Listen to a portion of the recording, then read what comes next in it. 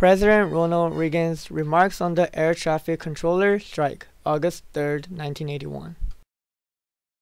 Air traffic controllers went on strike requesting increase of their payment from $40 million to $680 million. President Reagan refuses to accept the request and gives them 48 hours to return to their work.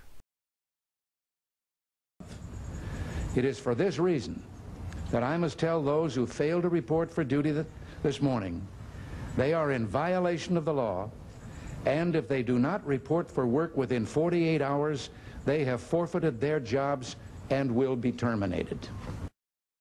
The workers refused to return to their work, and therefore the two-thirds of the workers were fired. Dawn was just breaking over the beaches of Grenada when U.S. troops, along with a small force of Caribbean soldiers, landed on the tiny island nation. Operation Urgent Fury had begun. U.S. Marines and Rangers landed simultaneously on both the northern and southern portions of the island. Militarily, the invasion was a success, but serious questions remained. How long would the U.S. military stay on Grenada?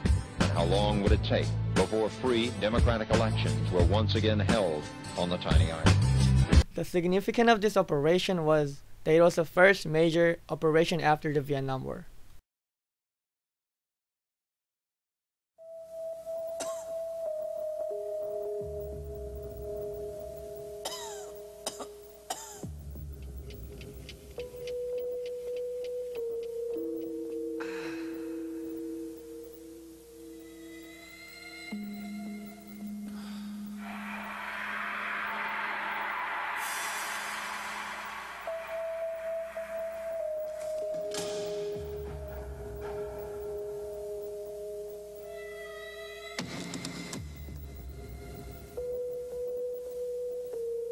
Mr. Reed?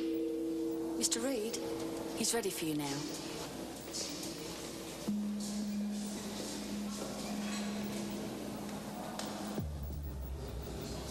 Well, Michael, the results of your blood tests have come through, and we have found antibodies that indicate that you are HIV positive.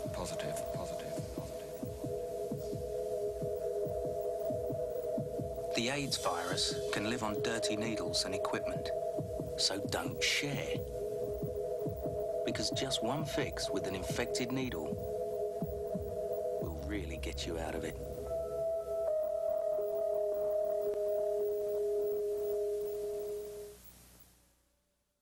In 1980, doctors in cities such as New York, LA, and San Francisco began noticing patients who were dying because their immune systems had been rendered inoperable, making them susceptible to opportunist infections.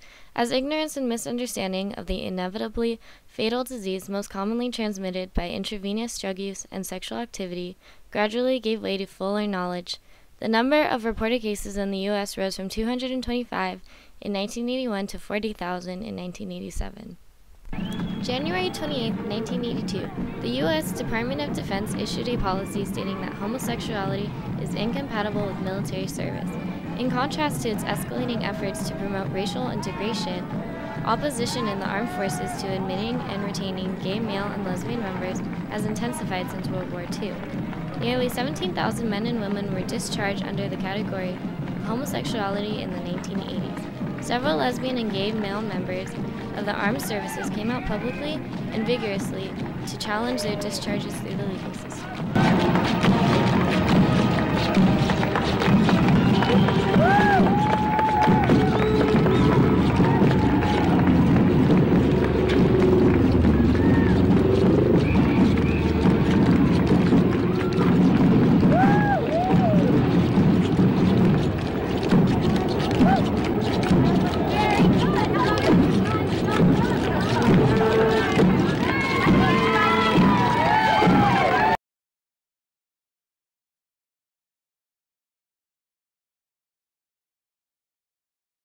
Sally Ride is the first American woman to go to outer space. She went into space in 1983 on the spaceship Challenger. Pretty clear just the day that I was told I was selected to the crew, because I was also taken up to Chris Kraft's office, who's the head of the Johnson Space Center, because he wanted to have a little chat with me and make sure that I knew what I was getting into before I agreed to be on the crew. But I was so dazzled just by the opportunity to be on the crew and go into space that I really don't remember very much of what he said. On launch day, there was so much excitement and so much happening around us. In the crew quarters, even on the way to the launch pad, going up the launch pad, looking up and seeing, this huge, rocket that kind of sounds like an animal. You can kind of hear the gurgling and the hissing, and, it sounds like it's alive. Speaking to the Annenberg Public Policy Institute that takes polls, barely 1/3 of Americans can even name the 3 branches of government, much less say what they do. Now imagine that. That's incredible to me. They don't know anything. I mean, they can name 2 out of 3 of the 3 Stooges anytime you ask. Sandra Day O'Connor is the first woman to be in the Supreme Court. She was appointed by Ronald Reagan.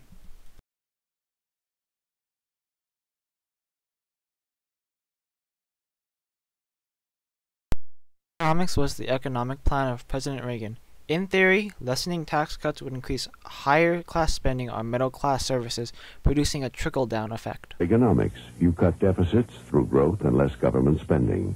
Mondalenomics, you raise taxes. With Reaganomics, you create incentives that move us all forward. With Mondalenomics, you raise taxes. They both work. The difference is Reaganomics works for you. Mondalenomics works against you. Betting bond cuts inflation by cutting the price in half on it. In the early 1980s, a recession began in July 1981 and ended in November 1982. Unemployment reached 10% in 1982, and inflation reached a soaring 13.5%. This all box spring, comparable savings in other sizes and styles. Buy at a betting barn near you. In Connecticut.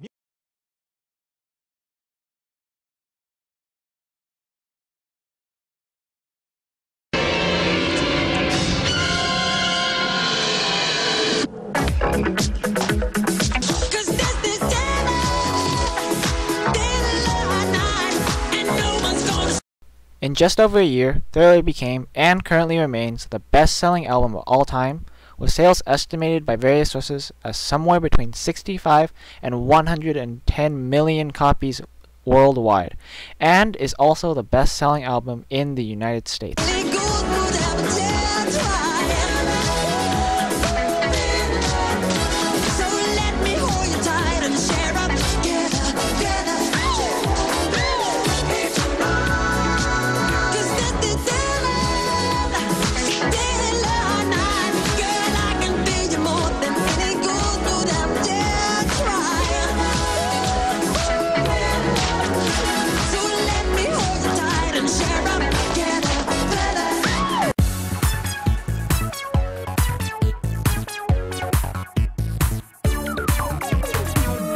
After the release of her single Like a Virgin in late 1984, Madonna became a fashion icon for many young women around the world and copied her street urchin look with short skirts worn over leggings, brassieres worn as outer clothing, untidy hair, crucifix jewelry, and fishnet gloves. The 1983 movie Flashdance made ripped sweatshirts popular. The television show Dallas, and in particular Dynasty, also had a similar impact, especially in the area of increasingly oversized shoulder pads.